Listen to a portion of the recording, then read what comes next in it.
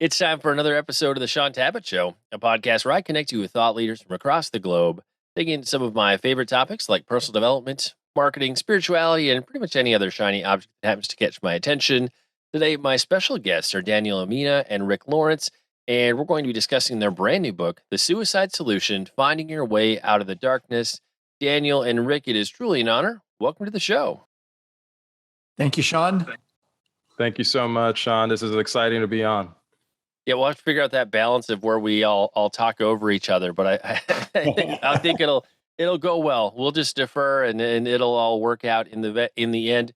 I always like to get a little bit of in terms of kind of the story behind the book, how you guys got connected. So to co-author a project like this together, how did that get started? Daniel, do you want to take that, or do you want me to? Well, I think we each had our unique journeys. Rick's journey is beautiful, and it's related to some of his own personal experiences, so I'll leave it to him, but I'll just briefly mention mine. My journey was, in many ways, a God thing. I've said this multiple times. It wasn't a plan of mine to write this book. It wasn't a plan of mine to really write a book. I work at a clinic that was started by Dr. Daniel Amen. He's very well known for writing books in the mental health space, brain health space. That's what he does. And he encourages his psychiatrists to also write books. But I was always one of the ones I'll be like, I'm going to be on the side that doesn't write a book.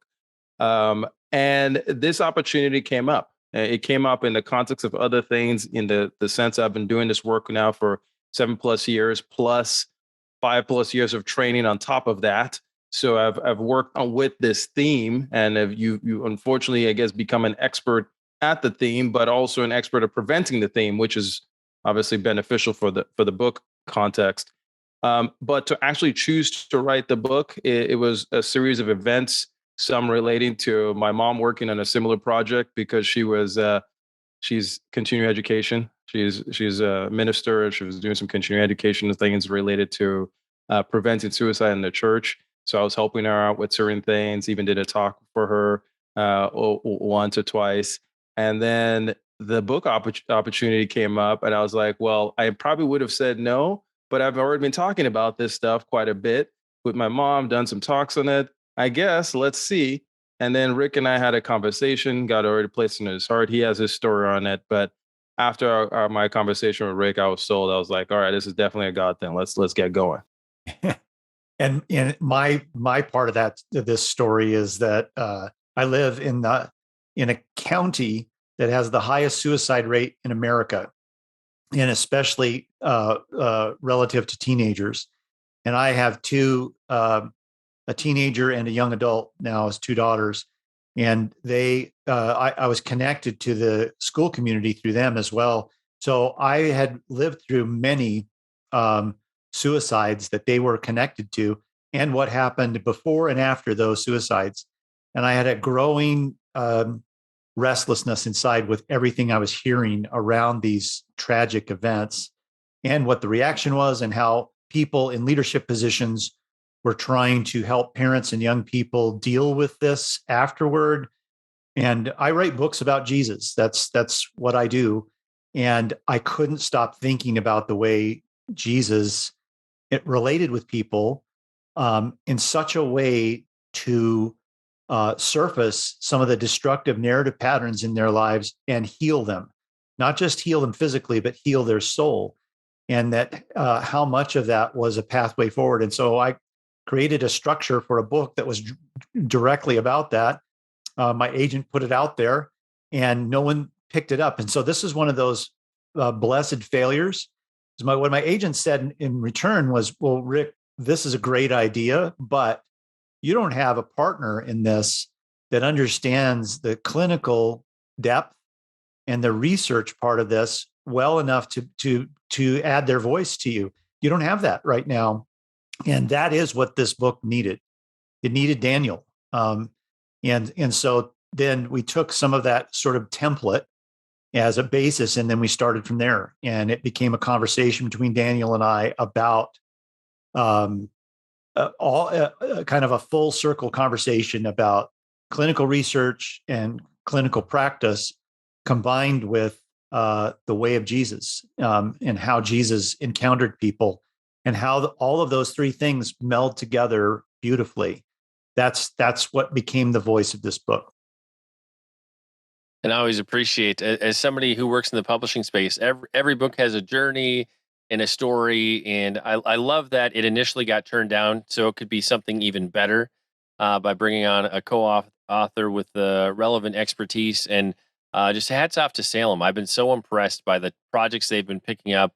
Everything I've seen from them is so cutting edge and speaking to just the issues we're facing with culture. I feel like they're taking some brave steps right now to pick up books that some publishers are maybe a little hesitant to pick up right now. They're putting the conversations out there that I feel like really need to be had in this season.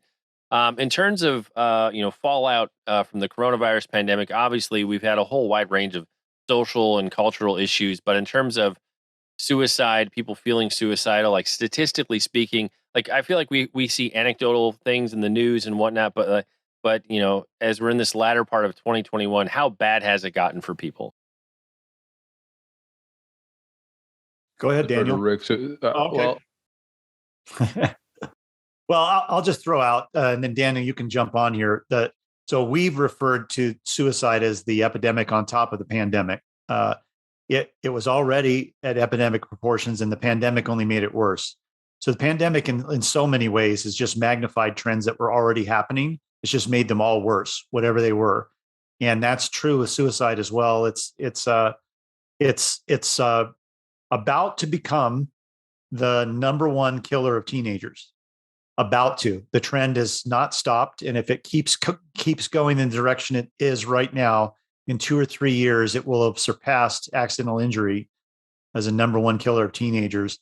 And then in the culture at large, it is the number 3 cause of death for people 18 to 34 years old. So you could keep going down the list. Every 14 minutes, someone dies of suicide in the United States. The expected year of death in America is going down now, and in part, the pressure downward on that in part is from the rising suicide rate. We are the only country in the Western world that has this dynamic happening. So we're the richest country in the history of the world. Like from top to bottom, we're the most affluent culture in the history of the world, and yet we have the highest suicide rate. So something is happening underneath the surface of all this. All of that money is not solving our problem, and it's just made it worse. And so the problem is also, if you track it back, you can track it back into anxiety and depression as streams that lead into suicidality. But so Daniel's experienced this, viscerally. That this is just not a number to Daniel. You can throw in here, Daniel, how you experienced the rise here, the epidemic from your own vantage point. Yeah, the epidemic element of this is, this is something you start learning about and seeing in training. So unfortunately, you get exposed to this in training. This is the thing that in psychiatry we do all we can to prevent, right? If I worked in oncology or cancer treatment, you would prevent death by the cancer, right?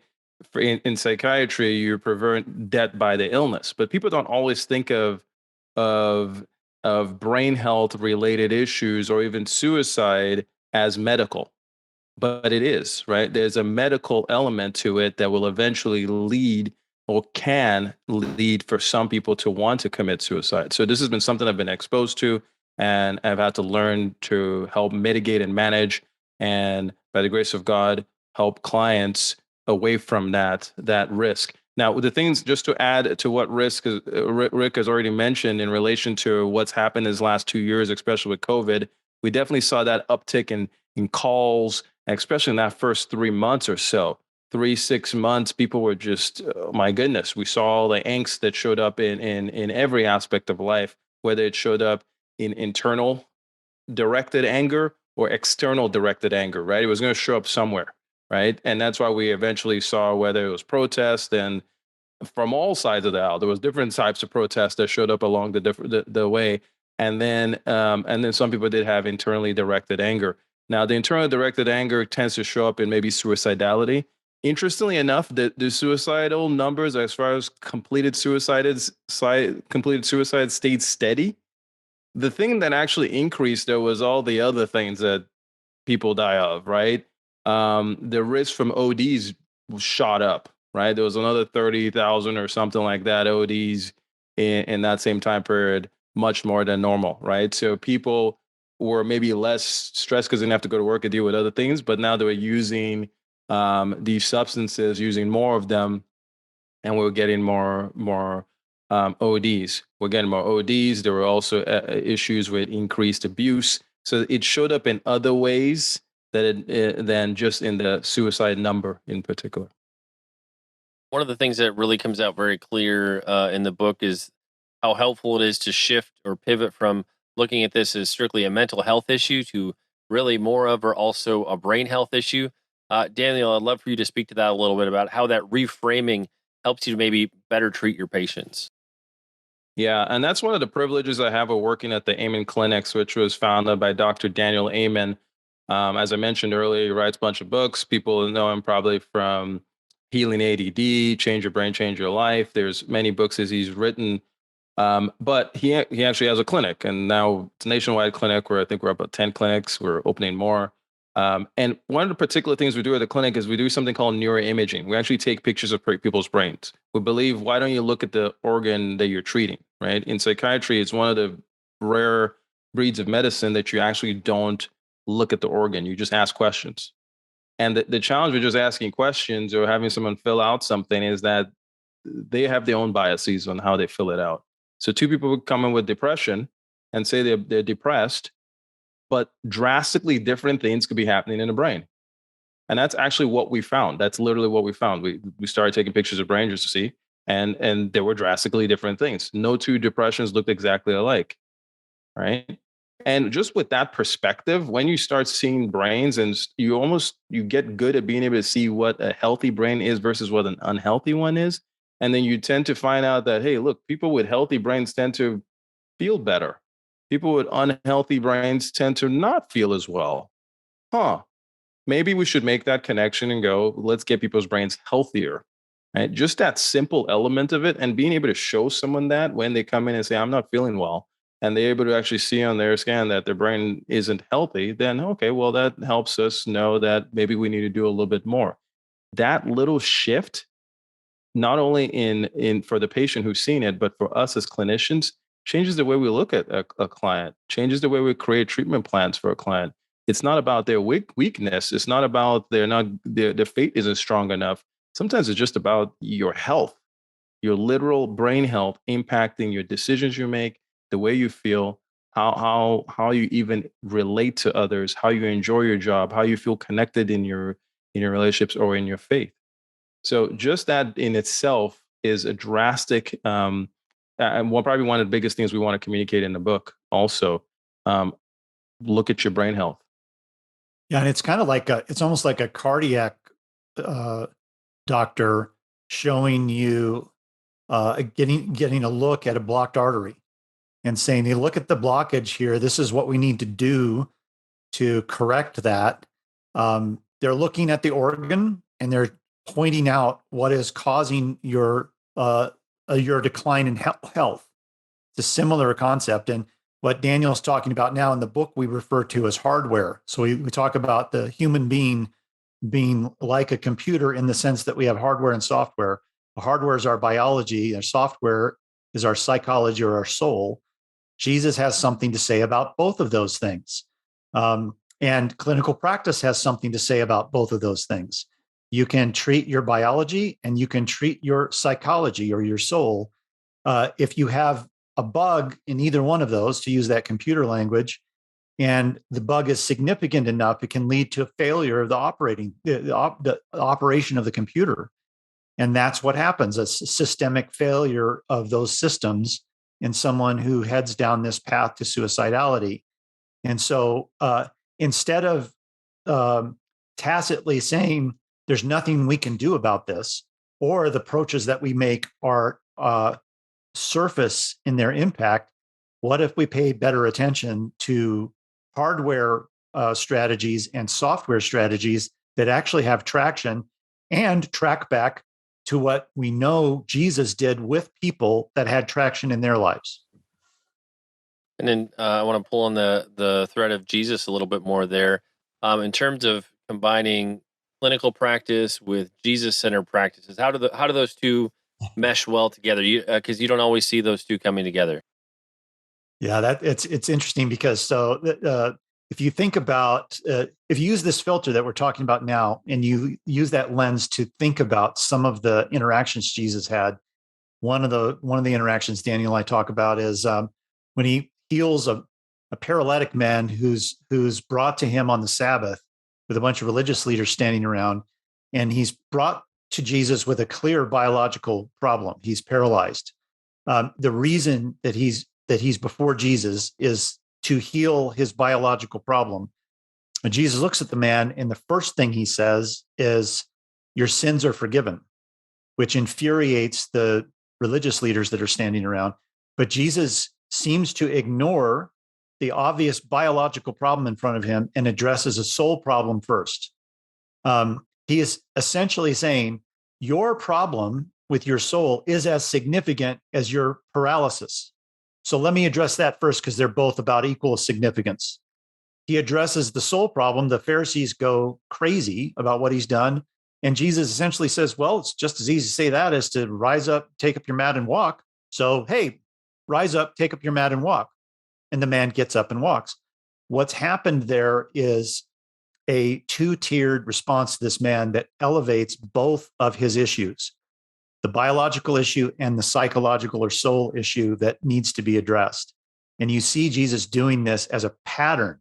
A woman with an issue of blood stops him and touches his cloak so that she can be healed. And then she tries to kind of slink away into the crowd, and Jesus stops everything, even though he's headed to try to forestall the death of a young girl. He stops anyway and says, "Who touched me?" Why would he stop everything? There's no insecurity in him. He stops everything because he wants this woman to be in the light of day in the marketplace of people and mark her as healed, no longer untouchable, no longer excluded from community. And he wants her to say it in the crowd for her own dignity and agency. What he's doing is he's healing a process, a narrative process in her at the same time he's healing her physical issue. You just see him doing it over and over again. And then, as Daniel's already said, that this kind of strong practice in engaging people includes both of those things always as a bulwark against this downward slide. I don't know, Daniel, if you want to weigh in anything. Yeah, I have to. No, that's actually why I'm glad you started speaking on this first, because it's such an important element to treatment. So whenever I work with a client, I will identify, working with them, maybe the biological components of whatever is leading to their symptoms, right? So they had a head injury, they've been exposed to toxins, they've whatever it may be. Here are the biological components that are leading to your depression, your anxiety, your brain fog, whatever it may be. Even your suicidal thinking, biological components. But as Rick just clearly stated here, there's that other level. And I've seen this, and I learned this early in my treatment, that we in the work I'm doing, that even if we come up with a perfect treatment plan and it's only focused on the biology, you can improve the biology quite a bit. But if there's still these remnants of the old way of doing things, the old way of thinking, that old interior narrative, they can find their way back-ish into where they had been, even though you've treated the biology, right? Because there's that way of thinking that still leads them to get back where they were.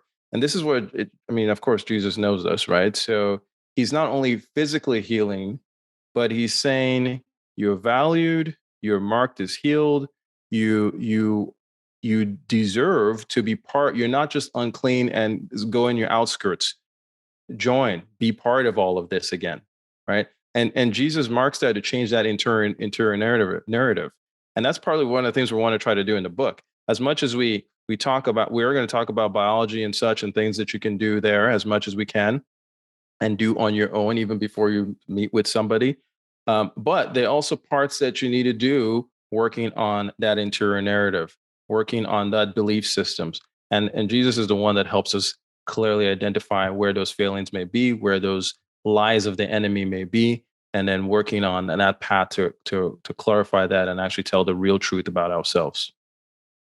And Rick, you had mentioned earlier just the kind of the epidemic level of teen suicide in your area. I know a lot of us parents, just with kind of the hopelessness of the time we've been walking through recently, what are some of the things that we should really be on the lookout for in terms of anxiety, depression? If we see some of these things in our kids, should we be concerned? What should we do? What's so great about that question is that by its very nature, adolescence creates kind of, I guess, what you call troubling behavior. I work with adolescents my whole adult life, and they're my favorite people to do stuff with.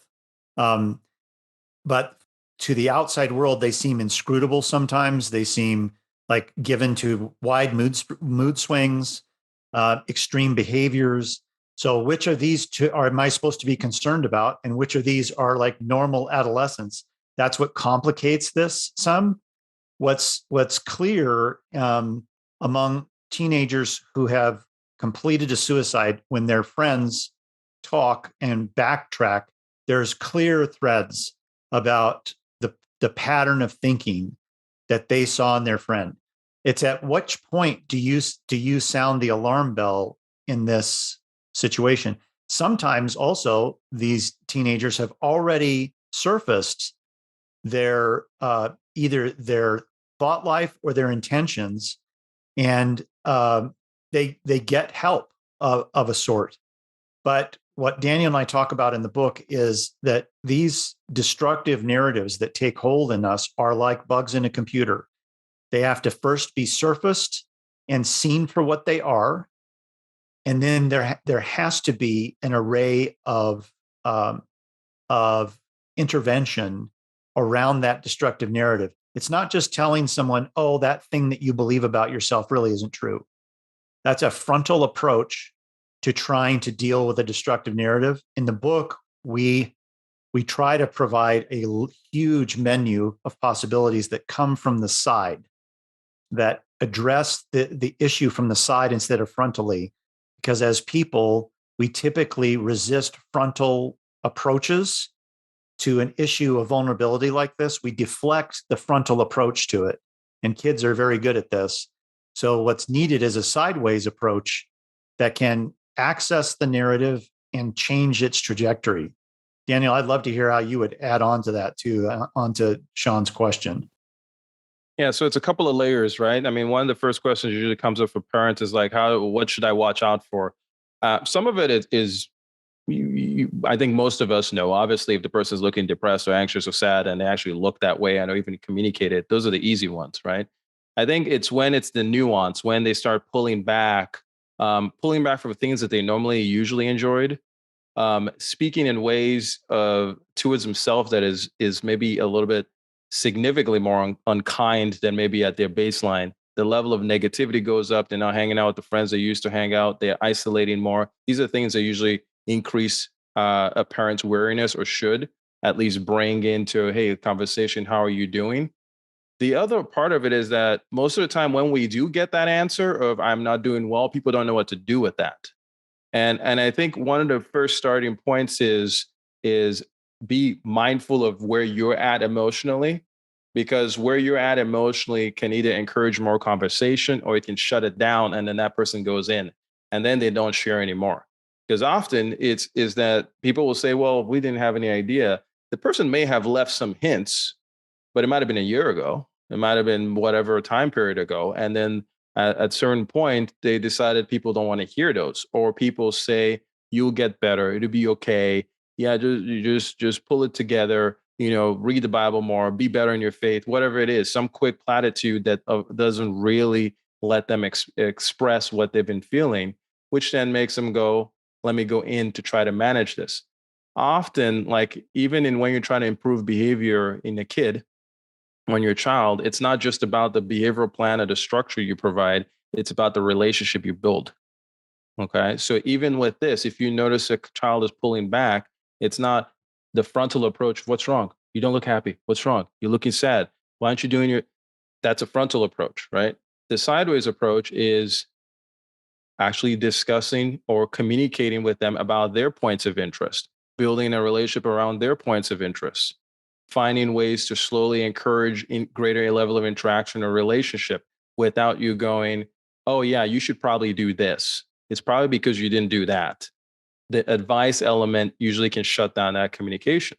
So if they're having problems with a friend, you go, yeah, wow, that must be really difficult. They're having problems with a teacher. Wow, that must be real difficult. What are you thinking about doing about it?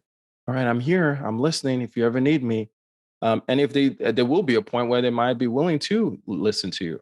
But often the mistake parents can make is that we want to go in there too quickly, trying to solve it, trying to fix it, trying to give some platitude to appease our anxiety about it, not really theirs, to say it will go away. Which then, what does that mean? They shut down their willingness to communicate that to you. This is a huge topic, and we talk about it more in the book of how to like communicate with others who may be having the feelings, but we don't know what to say or what to do. Yeah, Shaun, a real quick little Jesus PS here. So when Jesus meets with Peter on the shore of the Sea of Galilee after the resurrection, Peter's last encounter with Jesus was when he betrayed him in the square outside around the fire when Jesus was in a fake trial inside, and Peter denies him 3 times. And the next time he really encounters him is on that beach, the Sea of Galilee, and he asks him 3 times, "Do you love me?" Why is Jesus doing this? Well, I believe he's doing this to surface Peter's narrative. Peter has a narrative that could kill him. He betrayed his best friend. He said repeatedly throughout the time that he was with Jesus that when it comes down to it, he'll die for him. He'll pull his sword and he'll die defending Jesus, and he doesn't do it. He does something that is the worst possible thing for a guy like Peter. And Jesus says, "Peter, do you love me?" 3 times. And Peter is agitated by the 3rd time. Why is he agitated? Because Jesus has dragged out from the darkness Peter's narrative. And each time in Jesus' response, what he's saying to Peter is, "Go and feed my sheep." He's saying, "Peter, I have important work for you to do. Let's get this into the light, in the surface, where the light can start to heal that narrative. And I believe in you. I need you. Your life really matters, Peter, going forward. Feed my sheep. You have a job to do. Your life matters." So, in this one interaction, is the start of the church on that shore. Peter accepting the responsibility that Jesus has given him, but he first had to surface that narrative before that could start. And we've touched briefly on kind of warning signs or things to pay attention to when it comes to teens. Does that look any different in terms of adult friends and family members? Like, how does that look different compared to what we see with teens? One thing that just to jump on there, what Daniel had said before, the one thing that I think about with adults is, and I've had experience with this in intervening in suicidality in adults in my life. One of the common things that happens is someone who starts to arrange, like I had a person that I intervened with who arrived at our home and wanted us to have some important papers that she kind of in a vague way said she wanted to make sure someone had these. So that was the indicator for me to start asking her questions about, like Daniel said before, her thought processes. Where are your thought processes at? In the end, she admitted that was thinking of taking her own life. And my question to her was, "Do you have a plan, a specific plan?" And she did, and she described it to me. And at that point, I said, "I would like to take you to the emergency room." So there are indicators when somebody is trying to arrange for their life in some way, or to make sure someone understands the importance of something to them. That is a warning sign. And Danny, you can jump on there and add to that. Yeah, I mean, one of the things we know is that most completed suicides are done under intoxication or with a weapon. Okay.